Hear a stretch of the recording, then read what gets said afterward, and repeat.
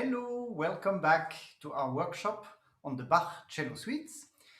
Today, Courante from the fourth suite. And my guest is the wonderful young star of the cello, Nicolas Alstedt. He will be with us in about 15 minutes to talk about our dear cello suites. So, I received a question just before the show from Britton Chang. I will go at it, dear Britton, a bit later. First, I would like to simply go to our courante, our movement of the day. So let me play a little bit.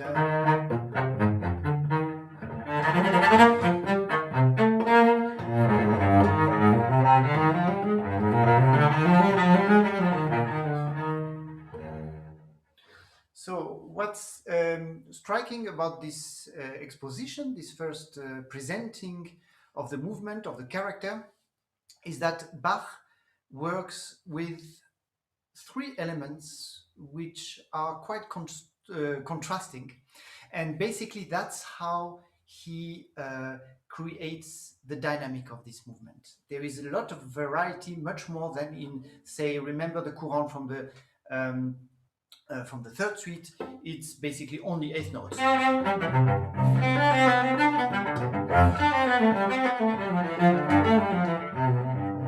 Only eight notes with a lot of life and a lot of variety. But in terms of the rhythm and the motive, it's really only eight notes, like Bach loves to do it. In this one, absolutely the opposite. We start with a motive of eighth notes, which we'll repeat a bar later.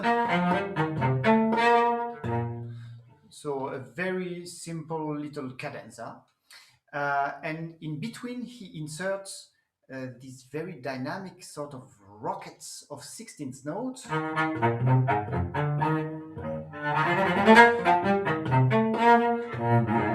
So, which bring a lot of energy.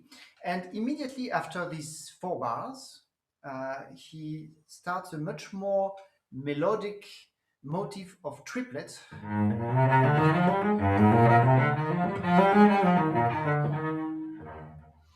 And I just find it good to be conscious of this as a performer and as a player when I start this movement, that this to really fully enjoy this structure.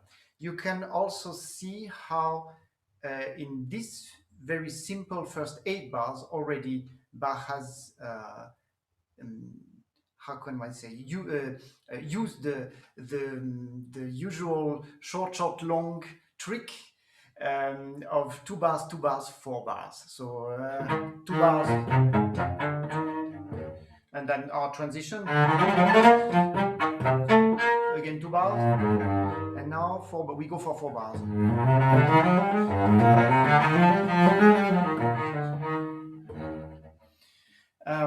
From there, we go on with this exchange between the 16th note, the rocket motive, and the 8th note. First modulation.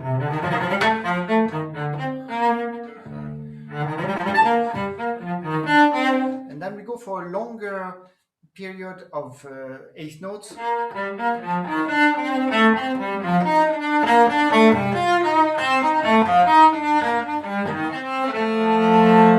To really fully enjoy and indulge in our modulation towards B flat major. What I find interesting here is the bar structures as well, that we don't have the usual 4 or 2 or 8. We have actually more or less a series of 5 bars from there. 2,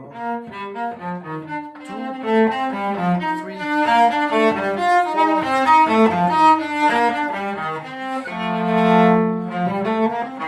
And then we meet again our melodic motive here.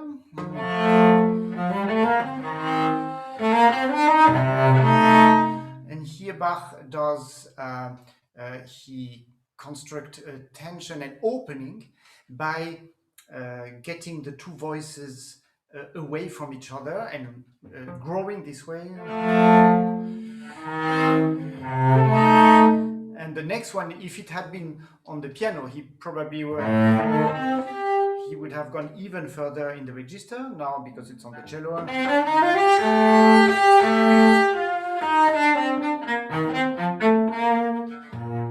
And now our little conclusion, which I find very touching, because also here there is a little extra bar.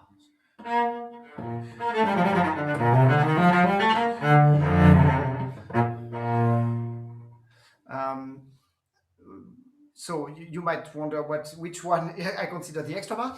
The extra bar for me is the triplet bar, because we have arrived here, and here he could have done his cadenza in 2 bars. That would have been the normal way, and we would have had 4 bars plus 2 bars, the usual thing. And instead of that, he inserts this extra bar. I used to play quartet. In the Arcanto quartet. We played 12 years together, a lot. And I remember when we were rehearsing and trying to understand how a piece is structured in order to, to go deeper in the language and to give us some information, find some information about how to construct the story.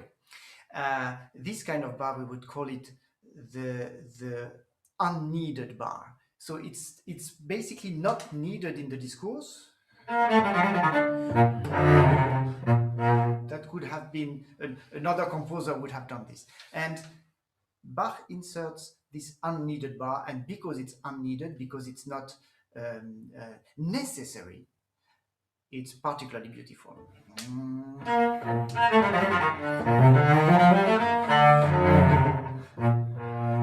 It makes it more interesting. In our second half,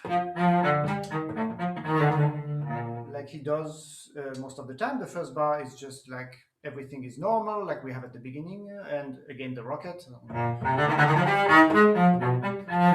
Modulation to C minor. And then from here, he immediately goes to a very long passage.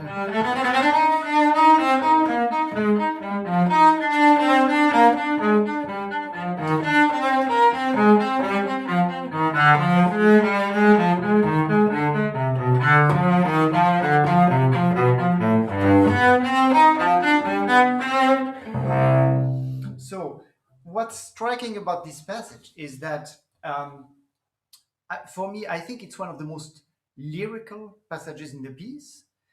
And also what's striking is that it's only 8th notes for a very long period of time. And to be honest, when I was a student, and for many years, I struggled with this passage, and I was a bit worried when this passage would come, when I would have to perform it, because of all these 8 notes, and it was like when it was coming, I would say, oh my God, now there's this long thing I have to go through, so get a sip of water and get ready and get through it. And it took me a while to really be able to enjoy it fully, and maybe what helped me a lot, and I would like to show it on the piano, is to understand how Bach makes a series of 8th notes so lyrical, and how that helps us performers to really go through and breathe this long phrase. So what he does actually is that he has 2 voices. There is always the upper voice that stays. So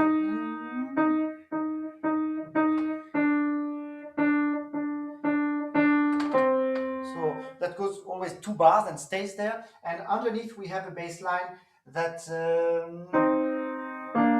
sorry. Yeah.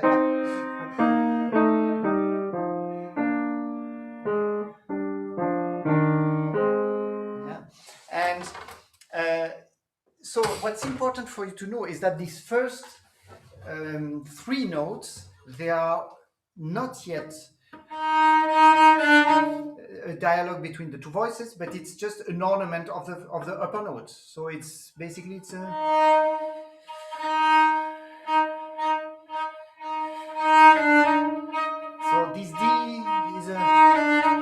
just an ornament of the E flat, whereas the next note on the under the E flat is going to be actually our actual bass note, and so for the next two bars.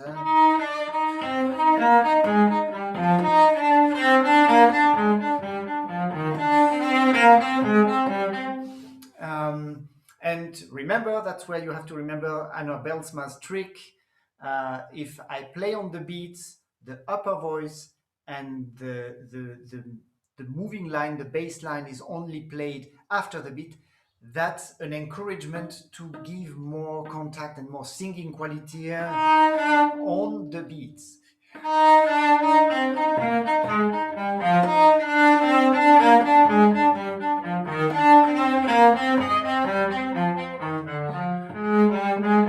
Be aware here that for the first time in this long series, we don't go down a step, but two steps, a third. So, and we will for the remaining. A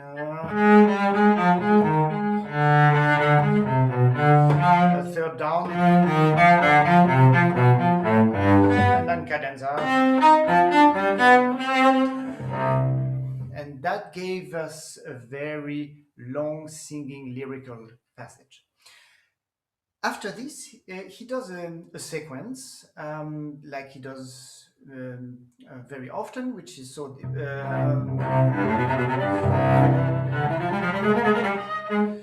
So basically, sorry, I got confused because I wanted to say two things at once. My apologies. So let me first play the passage.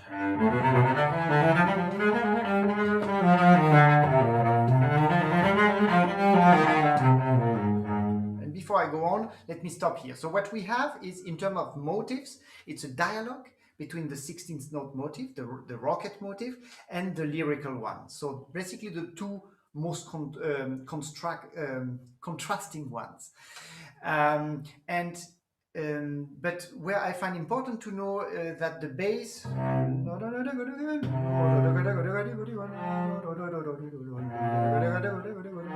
that this is this sequence thing, and you remember the sequence most of the time means something binary, you know, that the bass do, so, and here we are helped, of course, in this binary quality because the motive is also binary. So on our left foot we play the 16th note, on our right foot we play the triplets, the descending triplet. And one thing I want to attract your attention to: don't get fooled by when you see like, you know, like the passage before, where one can easily get fooled. Oh my god, 9 bars, 11 bars of eighth notes. Here, don't get fooled by, oh, okay, it's 2 bars of 16th note. I'm sorry, I get confused. So what you should be aware of the modulation on the downbeat of the second bar, because what we have done before,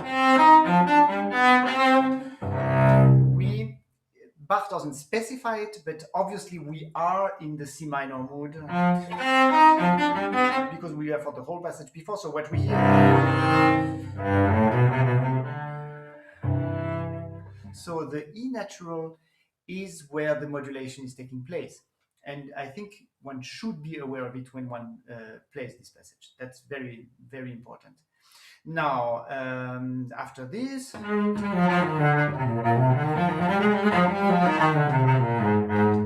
again here, 2 bars of 16th note, but be aware that there is a bass note, that there is another chord on the next downbeat.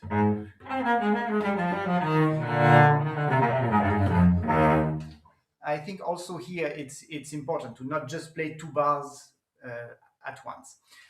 After having done this, we have arrived back home with all of this after this lyrical passage, after this playful moment between triplets and 16th note, and we have gone.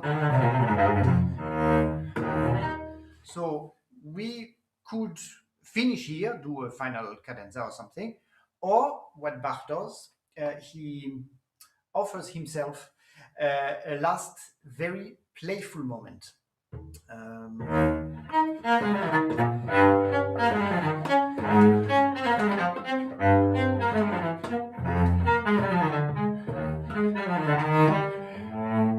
So where this time the play is between the 16th note and the 8th note, and by going through all the registers in an extremely playful and virtuosic manner.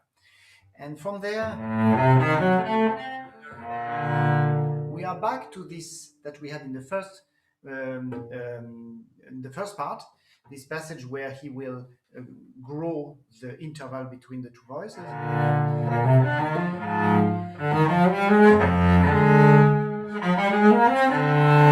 Until here, it's the same as in the first part, until the cadenza.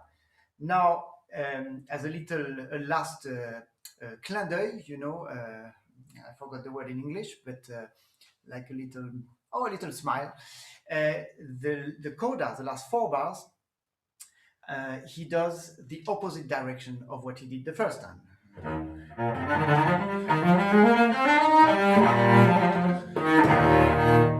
As if you remember in the first part, when we arrived here, and then we just went down.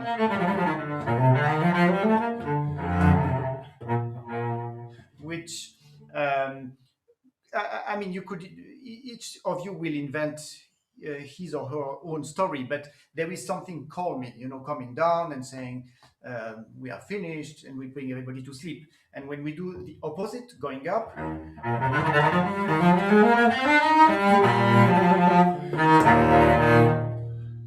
it brings a more uplifting character and dynamic at the end of the movement.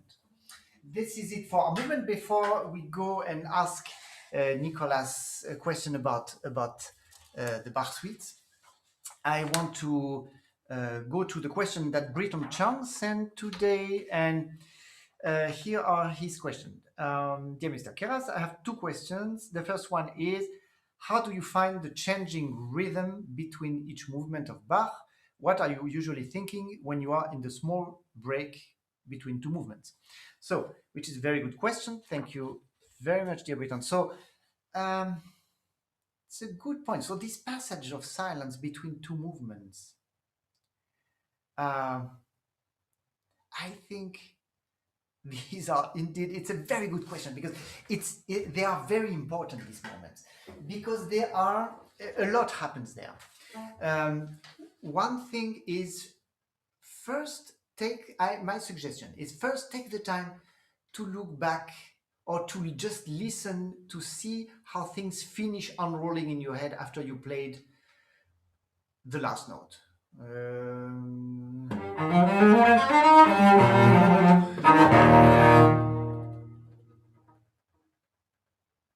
And then you enjoy the opening of the silence, and then this is the moment where I think, depending on the mood of the next movement, you can either plunge into the next movement, if it's a kind of movement that doesn't ask for time, but rather asks for initiative. And some movements, of course, you will want to first feel the breathing, feel the flow. And for example, the next sarabande of the 4th suite, which we'll talk about next time, I think it's nice to maybe inside. I personally will think these 2 bars breathing of the sarabande, 1, 2.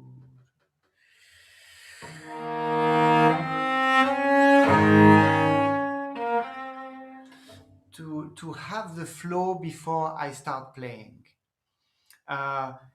There are some movements, though, where I really enjoy sort of almost not having an interval. I will give as an example, the example that comes to my mind now is the end of the sarabande of the 1st suite and going into the menuet, for example. So when we get to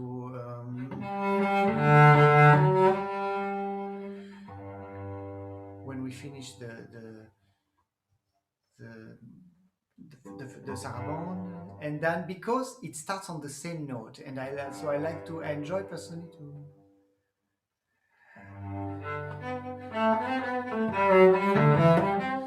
So this space, the connection between these two Gs, between the last G of the sarabande uh, of the first suite and the minuet that comes after, I find is something. It's a beautiful relationship between these two movements, and I like to sort of almost bridge it, but leaving some time for the sarabande to really finish, also in the silence. So I hope that makes sense. There is silence, but there is no stop. There is no break in a way. So this much to the question. The second question is a more general one that you sent me, dear Britton. Which one is the most challenging for you and why? Personally, uh, definitely the fourth and sixth suites are the most challenging one. The fourth one because of all these extensions, and the sixth one because it's not written for four strings, so it's always a challenge to do it on four strings. But that's also a question we can ask our guests. So here is my paper. Dear Nicolas, are you there? Can we? Hello, hello. How are you? Nicolas, wonderful to see you. Wait, I will move this a little bit. Thank you so much for taking the time. I know that you are running everywhere. We see you on all the uh, greatest stages of the world, and you are such a busy man. So thank you for taking the time. Thank you. Nicolas, well, first I want to tell an anecdote before we go to our subject, to our viewers, that the first time I heard you, it was in a competition in Stuttgart.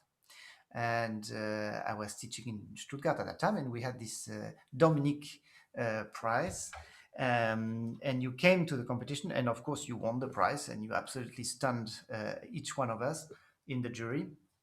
And one of the things that I remember is you playing the sarabande and the jig of the fourth suite, and it was so already you were at that time probably, I don't know, something like 23 or 24 years old. It was so compelling, the breathing of the sarabande and its discourse, and yes, I have to confess, the speed of the jig, which was so fast. I've never heard it so fast again in my life, but it made sense. It was like a cavalcade. It was taking us, and it was absolutely amazing. So, and since then,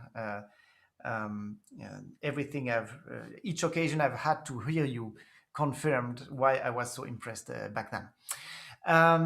So, Nicolas, well, first about this little question by Britain. Do you want to say something about it? Is there a suite that challenges you more, or at some periods in your life where there are some moments where you had more uh, challenges with one suite or the other? Of course, no, I very much agree with you. I mean, it's 4 and 6, definitely. And it depends very much on your own history with the suites. I mean, everyone learns the suites at different times. And once you get into a suite and you get hooked into one, you start performing it, of course. And for me, it was at the beginning, of course, the first two suites when I was small. And then for me, it was very much the Testament was for me number 5, and I got so hooked to number 5 that I couldn't stop playing it. And for me, I wanted to dig deeper in it and explore it. And then I kept playing just number 5. And then until very recently, you won't believe it, but just 3-4 years ago, I thought this cannot go on like this, and I have to play all of them. I mean, I cannot spend my lifetime without dealing with the rest of the suites. And I got myself into 3, 4, and 6. And 6 has always been a problem because I refused since very early to do it on 4 strings. I never saw the reason why to play this for an arrangement on 4 strings when it's so clearly a piece written for a different instrument. It is really a different instrument, the piccolo. And then I waited, and I had the experiment to ask a new maker to do five-string instrument for me, and we experimented and built a normal size cello. And then we both found out that doesn't work also, because the five strings needs a smaller size. There's a reason why it has this different Apollinic touch and sound. And then until I found very recently, 2-3 years ago in Amsterdam, where I met you again at the Biennale, like every 2 years, someone told me there's a piccolo around the corner. And then I found it, and after 5 minutes I said, I take it home, and that's it. And it spoke to me. So my history with the Sixth Suite is very, very recent, and the same is with number 4. And number 4 is always, it's the only suite I would say I really have to play a lot right before going on stage to get into the stretching, into the feeling of this E flat major where it is, because it's doesn't feel as natural as all the other tonalities on the cello.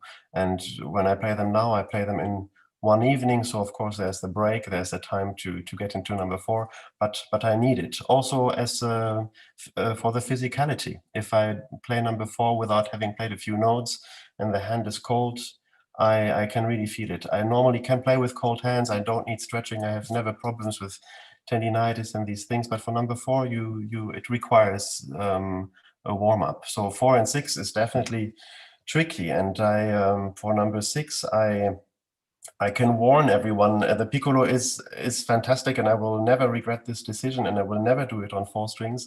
But the piccolo has different challenges that you are not aware of. At the beginning, you think, oh, it's fantastic, all open strings where we have short strings normally on the 4 strings. But then it's very strange after 20, 25, 30 years of playing, having 5 strings in front of you and then the D string in the middle, and then you need more space to dig into the sound world, but you have less because of the angle, the pressure. It's a different instrument. It's playing like the violin with the E string, and then like a double bass, because the C string needs even more gravity than on normal cello, and you have to handle it in a very different manner. So number 6 on piccolo is a different thing. It's a different life. It's a different existence, and I love it, but it's a very different world. It has nothing to do with a 4-string instrument. So 4 and 6 definitely is the challenge of the cycle for me too. Mm-hmm. So I want to stick a few more minutes with this Sixth Suite, because we have um, um, basically opposite experiences.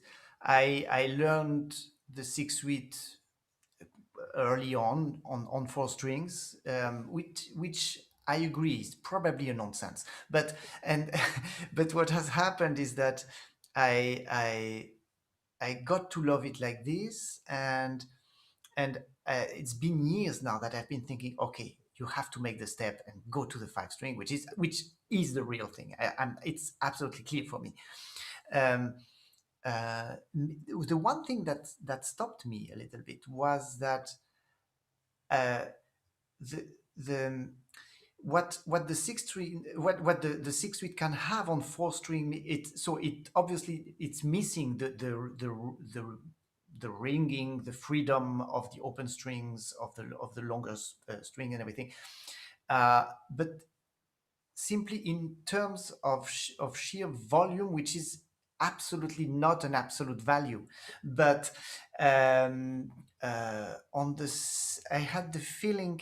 Well, I heard one of our wonderful colleagues, which I admire so much, play the Sixth Suite and so arriving to the taking the piccolo in the hand for the Sixth Suite, and making an announcement to the public and warning the audience, saying, well, I just want to warn you, this is now a piccolo cello, so the sound is much smaller, and this is and basically I was afraid to make this step, to go to the point where I have to, instead of being able to have even more sound generosity, let's say, if I play in a bigger hall, at the end with the Sixth Suite, that actually the piccolo creates this extraordinary intimacy.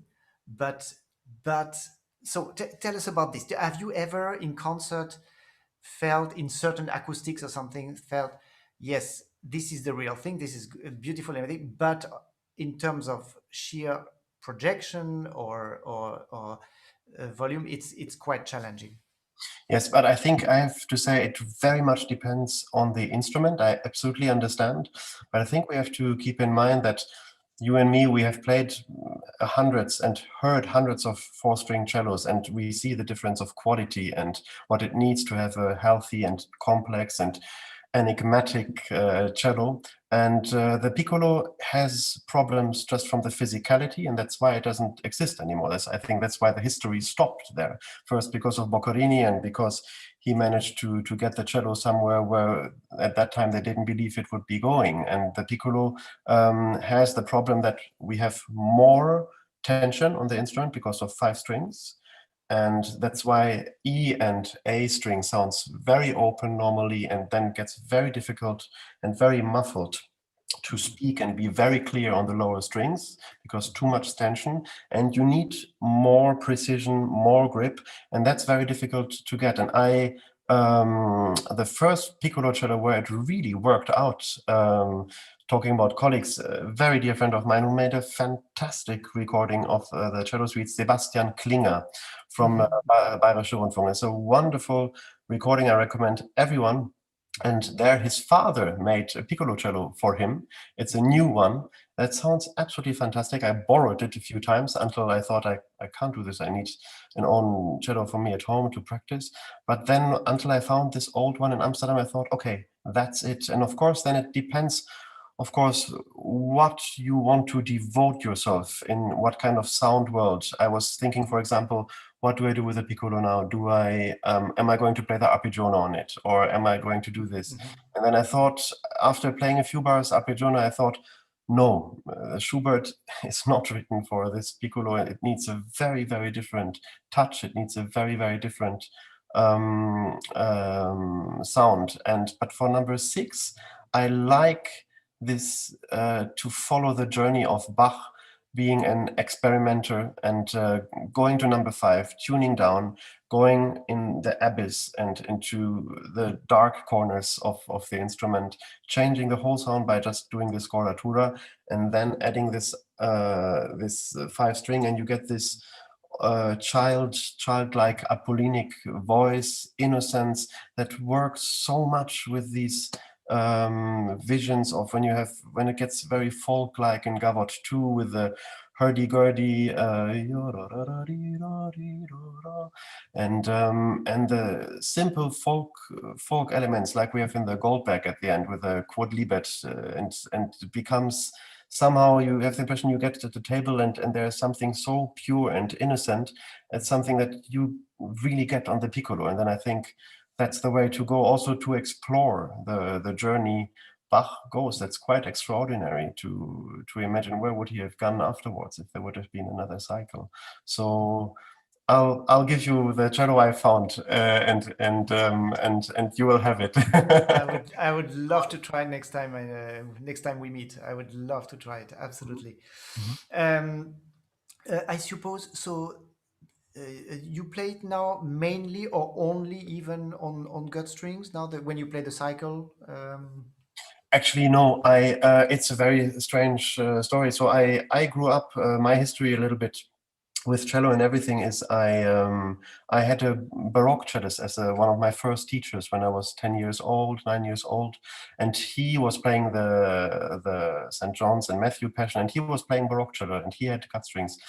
So I grew up with this world and with this world of style and articulation and rhetoric, and I was always hooked to it. But then my way learning the cello, doing competitions, and went also the standard direction. I was always with steel, and I always felt I'm missing something. And speaking of Anna Bilsma, who says, Die Stahlseite, it's von gestern. The steel string is from yesterday. That's for conservative people. The gut string is the real deal.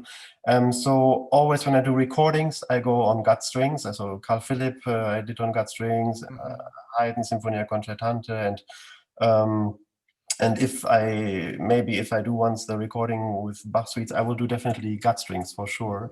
And once I am on gut strings, I don't want to leave them. I don't want to change them again. I think I should stay on this. It feels like the real deal because you have a different physicality. You really, it's much more, I mean, you know it so well. You need such a different way of precision and handling of the string, and also the needs of the left hand become so different with having the overtone and overtones and nuances you have with the gut string. So you don't want to really go back on steel. But then, as you know, the common life is different. There's one day you play a DTU that day and a Xenakis that day, and then maybe a Brahms sonata, and then in between you have the Bach suites, and then I think, okay, I will go with the steel. So I stay with steel strings. I have to unfortunately admit, but I always tune down to 415 because I feel much more comfortable with that tuning. I have the impression that cello is breathing and it is not struck with this tension, and I always tune on 415. And you get used to it, and I also do it in between pieces when I change the program. I remember there was once a few months ago, BBC lunchtime, you know, these Wigmore BBC lunchtime things, and I was playing Du Tillieu and Bach, and I played a Bach suite, then Du Tillieu, and then Bach 5 at the end because I thought that was the right order. And you have a minute, 2 minutes in between when they are talking, and I thought, absolutely, I'll go for 415. So I tuned 415 down, and then in these 2 minutes you can do up to 440 again with DTU, and it works. It's fine, and it's not a big deal, and it's worth it. I think it's absolutely worth it. I have to tell a story because I have been with lots of admiration watching some of the series you just did, and you were talking with the same love about Anna Bilsma. And I went once to Köthen and had a masterclass with him. It was in 1999. And then he gave a concert, of course. And I always remember when he was playing the Fifth Suite in concert, and you played with scordatura, of course, and you arrived to the last chord of the overture, and then you go into the fugue, and it's written already, the chord is already written in the 3/8 bar, and you, whatever time you take, but you can take it also as a first bar of the fugue. And I got almost a heart attack because he decided in concert that it was not tuned well enough, and he tuned in these 2/8 notes quickly the G string and continued. And I thought, wow, if he can do that, then we should be much more at ease with changing strings or being flexible with these. Yeah. He didn't respect the Rostropovich rule, forbidding to tune on stage, you know. Oh, probably. Yeah. Wow. Yes. So, now more in general, Nicolas, because you have such a versatile, broad repertoire, playing really, really, really, truly, all genres, all styles, all epochs. How obviously our Bach suites, they are are this incredible thing that happened, that came in our life. I mean, the life of the cello world, and out of nowhere almost. But I don't know. How do you see them?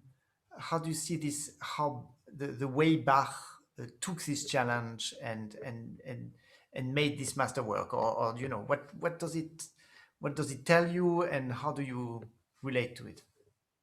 Well, it's still the most enigmatic and most infinite work for us in the end, because when we also, I mean, it comes to you, we have the same love of repertoire and interest and curiosity, but when it comes to solo recital evenings, we always tell the promoters we only have Bach, or we have 20th century, or there are people who play Max Reger, but there has never been something in between from Bach until nowadays that has matched or continued the way Bach did, because it's something so incredibly complete, and even for that time not understandable for the people. I mean, I was talking to this wonderful viola da gamba player, Lawrence Dreyfus, and he sent me this kritische Musikus from Joseph Adolf Scheibe in the 1737 critic about Bach. He was listening to Bach and his famous treaty, and then you see at that time they say Bach was playing, and of course with lots of admiration about his organ playing and the Fingerfertigkeit and the speed and the virtuosity, but the music is too, he calls it schwülstig, but the music is too much for them to understand, and because to have polyphony with that complexity was that's why at that time Handel was the more popular composer, and then was the Galante Stil that came with Carl Philipp and Filmsanger Stil, and it took lots of time to have the recognition of Bach again until Mendelssohn, and then from then on every composer, when it comes to the end of your life, if you look at Jupiter Symphony Mozart, or we look at the last quartets of Beethoven, or we look at Brahms with the Fourth Symphony, Passacaglia, they all looked up to that challenge. I think that the pieces of Bach they're quite infinite, because there's never been a music that is so utterly perfect in itself, and at the same time so open and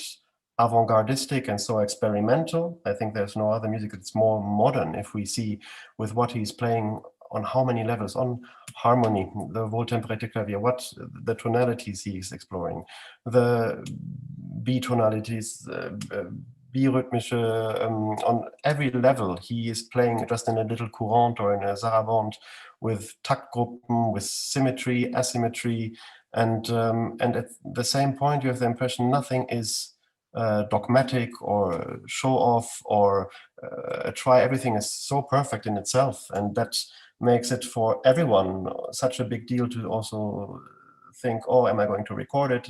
Do I record it 3 or 4 times? You can't really, I think, in one performance have the transparency and show everything what is in that cosmos. In a little Bourrée number 2 of number 4, there's so much in there that you can't nail it down to one character. It's so diverse, and to make that transparent is such a task, and that's why I think how does Luigi Nono say, it's der Weg, and it's not das Ziel, no? But we need horizons in our life, and I think that is the best horizon you can on a daily basis work with. Mm-hmm. Thank you so much. That's wonderful. We'll take this with us from your words, Nicolas, that in the Bach suites, I think that could be a nice motto for us, cellists, indeed, to say that the way is the goal. So yeah, probably. definitely.